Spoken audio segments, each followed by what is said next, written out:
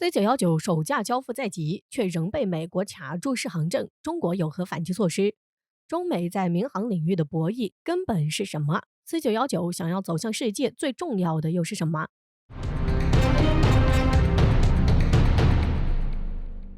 不久前，中国航空监管机构证实，中国研制的首架载体客机 C919已经进入到了总装阶段，原计划在年底前交付给东方航空。这意味着 C919客机将会在今年正式投入市场，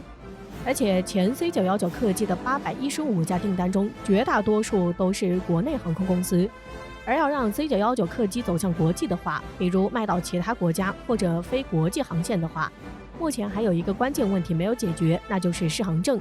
所谓适航证，就是一个国家认同一款飞机能在本国境内飞行的凭证。在国际上比较有分量的适航证来自于美国与欧盟，而这两个地方也是目前民航两大巨头波音与空客的所在地。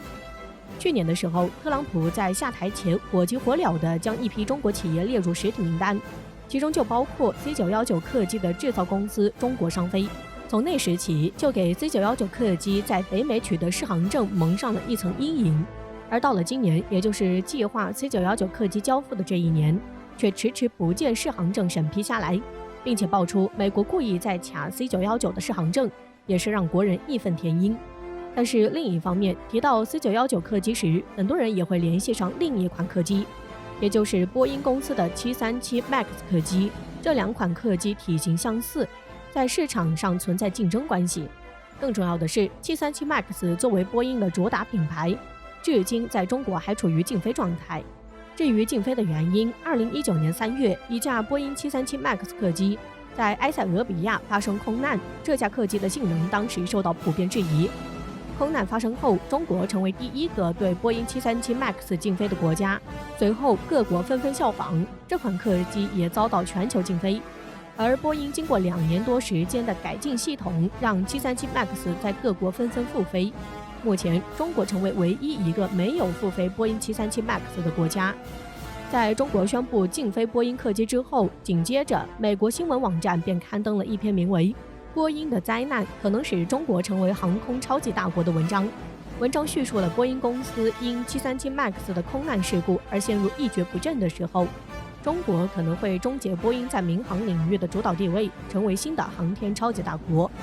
美国人认为，几十年来，波音与空客一直统治着民用航空领域，难以被撼动。但是，借由埃塞俄比亚航空空难，这种统治将有可能被打破，而中国将很有可能成为新的航天领头羊。波音737 MAX 的遭遇暴露了波音飞机的机身受到时代的限制，而中国的大飞机将改进快速推进的喷气发动机技术，并能降低排放、减少耗油量，大大降低噪音，获得市场的支持。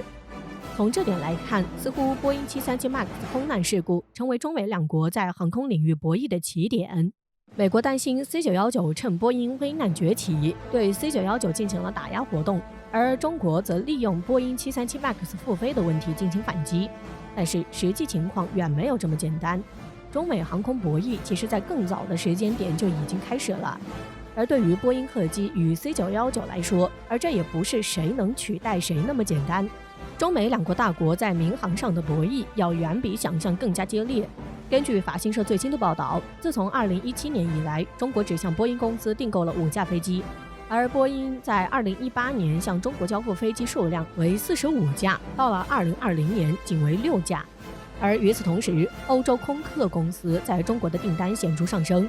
这段时间，空客从中国接收到90架飞机订单，而2018年到2020年，空客向中国交付飞机442架。另外还有一事，那就是在2019年波音空难后不久，中国航空器械集团公司与空客签署了300架客机的订单，这笔订单采购价接近300亿欧元，折合人民币2000多亿元。此项举动被视为在 C919完全成长期用以填补国内民航的空白期，中国选择了空客而不是波音，这对波音来说也是一个巨大的打击。根据波音与空客公司开展的前瞻性调查，在未来20年，中国将在全球民航市场取得全球领先的地位。这期间，中国预计需要订购6450架客机。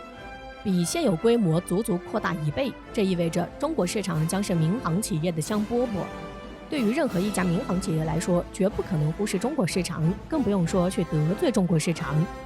法媒也表示，近3年来，波音公司始终被排除在中国市场之外。除了737 MAX 空难因素之外，还有一个原因，那就是美国对中国单方面的打压，使得中国不得不考虑报复手段。按照中国官方的说法，若要中国取消对波音的禁令，需要3个先决条件。其一，中国民航对改装后的波音飞机要重新认证；其二，需要重新培训中方的飞行员；其三，等待坠毁波音飞机全面技术调查报告。可以看出，要复飞737 MAX， 中国方面除了要求波音进行信息透明，还得看中方自己的认证，而这就正好与美国认证 C919 客机适航证的问题给对应上了。其中，中美之间在地缘上的博弈将成为影响波音与 C919 的重要因素。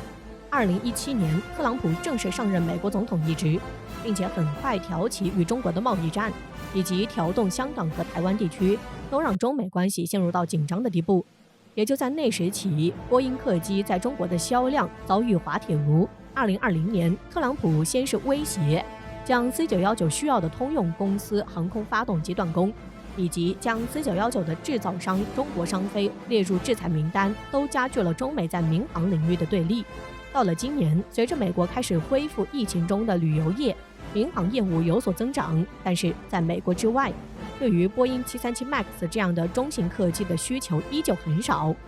波音想要回血，就必须要考虑中国市场，因为波音差不多有1/4的客机是销往到中国。可以说，中美航空上的竞争是整个中美贸易战的一个缩影，双方都有打击对方痛处的手段，但都无法获得决定性胜利。适航证对于 C919 来说的确很重要，那这个问题是可以通过其他手段来解决的，而 C919 要走出去的根本问题其实并不在于一个适航证。而对于普通人而言，中美之间关于 C919 的博弈又该以何种心态来看待呢？此前在美国的问答网站 Quora 上就有这么一个问题：你愿意乘坐中国产生的飞机和火车吗？值得注意的是，这里面大部分人都给出来肯定的答案，而且谈及原因。对于普通人而言，大国竞争并不用过多去考虑，更重要的是作为一个消费者如何去看待中国制造的产品。就有网友提到，近年来中国制造已经摆脱过去粗制滥造的符号，如今拥有高度发达的制造业和科技行业。而从高铁发展来看，中国人对于交通方面很有经验。中国人如果能在交通安全方面给予充分的考虑，那么作为一个外国人乘坐中国制造的飞机又有何妨？普通人的回答其实已经说明了问题。对于 C919 来说，今年的交付只是第一步。如何吸取此前波音客机安全事故的教训，打造更安全的飞行环境，学习更先进的管理经验，提供更人性化的服务，才是 C919 能走出去的关键。